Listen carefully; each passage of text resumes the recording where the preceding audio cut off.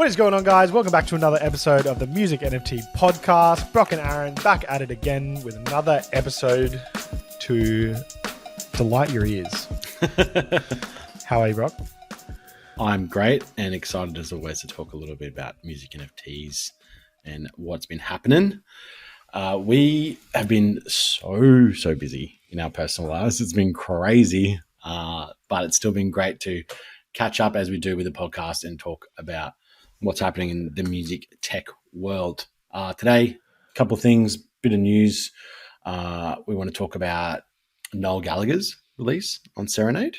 And I believe you had something to talk about as well, Aaron. Yeah, I've got a couple of things. I've got Snoop's latest music NFT release and also just a cool product, I guess, that Royal, one of our favorite royalty sharing platforms, they've released something. So we'll get into that. But first, hit us with the Noel Gallagher NFT news, Brock.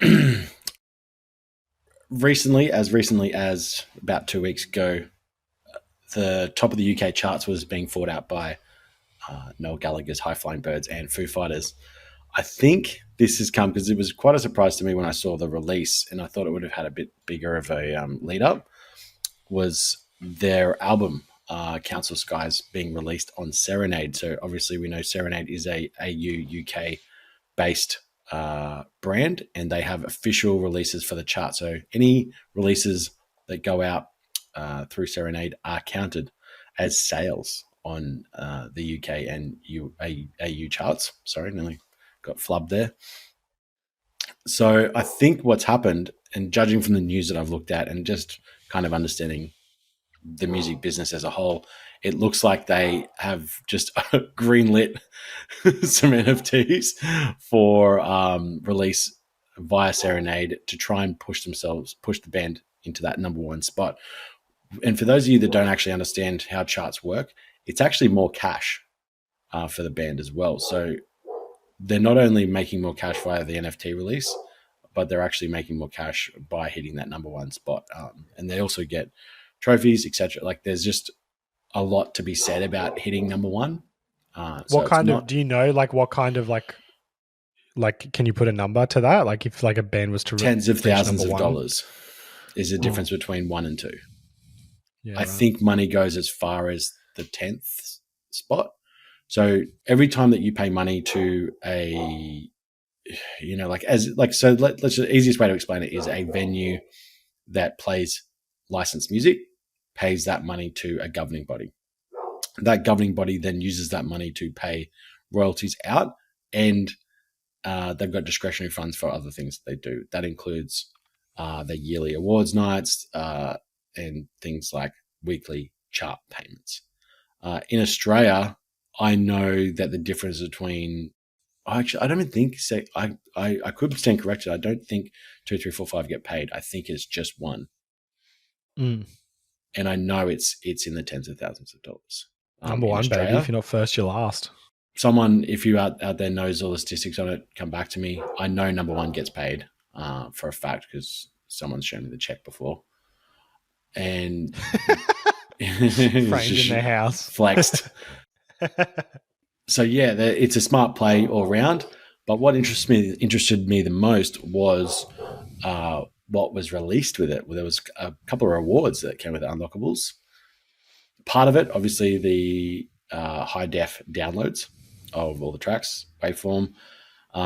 Then you got a digitally signed and colored cover. So high resolution image of that. Then you got a signed lyric sheet, digital version of that. And then part 1 and part 2 of making of the album docu-series. And, that's those files, 13 gigabyte and a 10 gigabyte file. So they must be pretty decent length videos to watch. 8K shot on red.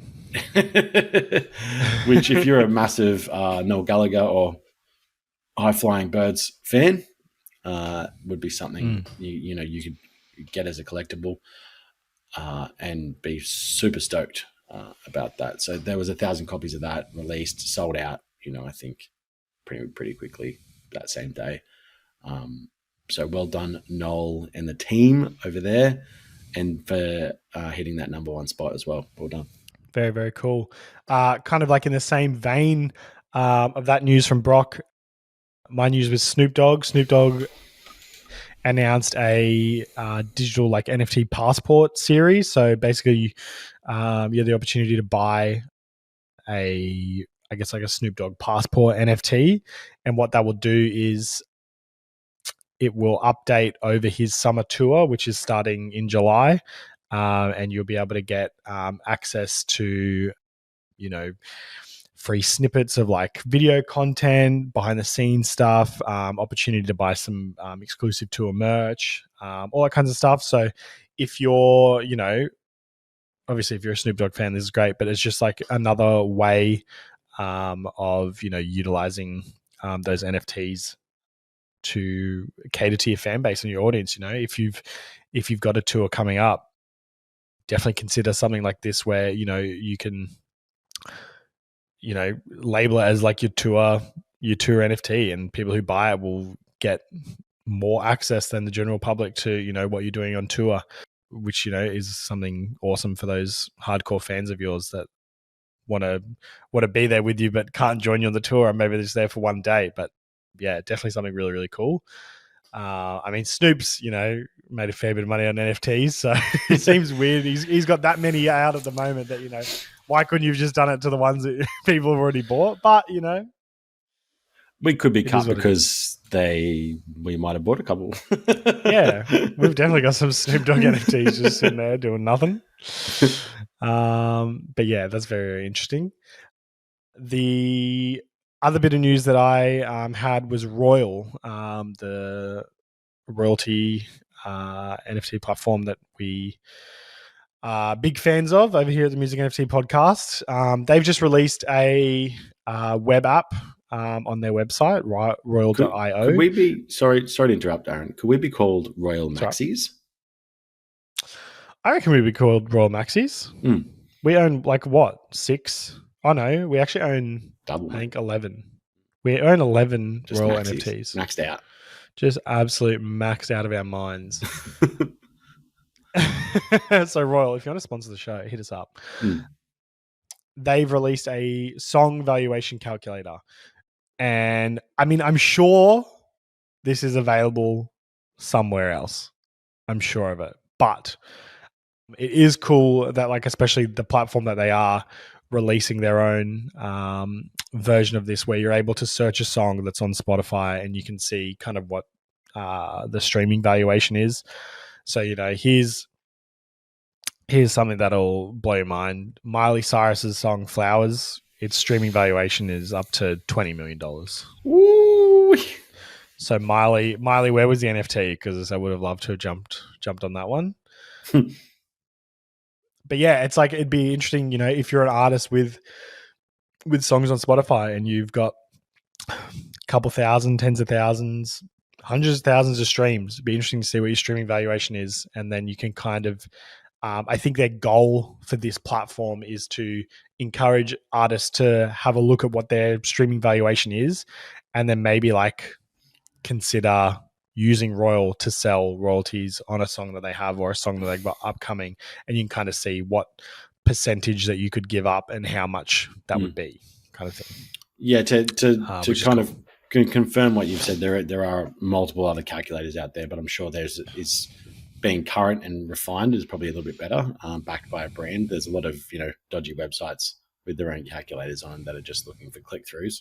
And as you said, they are more pointed at trying to show you, you know, how many fans I suppose you have and where the crossovers could be, and the potential that, you know, like maybe a way for you to market to your fans is like, oh, cool. Like, and then it's a good investment tool as well. So it's like, if you see an NFT for a particular artist come up, you're like, oh, you know, you check a couple of plays from their other tracks, other albums or whatever, and you can gauge whether you feel like the pricing is adequate for a particular NFT. Another thought as well, something that I saw recently, like just talking about valuation of tracks, and this is probably completely off subject as well, was I posted recently, it was the Billion Streams Club. Oh, yes. there was only 15 tracks from before that were produced before 1980, I believe, or 1982 it was. So 14 or 15 tracks that were made before that time that have made it into the billion stream club. The funniest thing is there was I think it was only, it was like 115 tracks total. DaBaby has 2 of them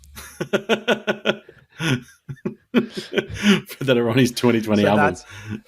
So that's what promoted Brock's Facebook or Instagram post that he did the other day. It was like, love him or hate him, but DaBaby knows how to market some music.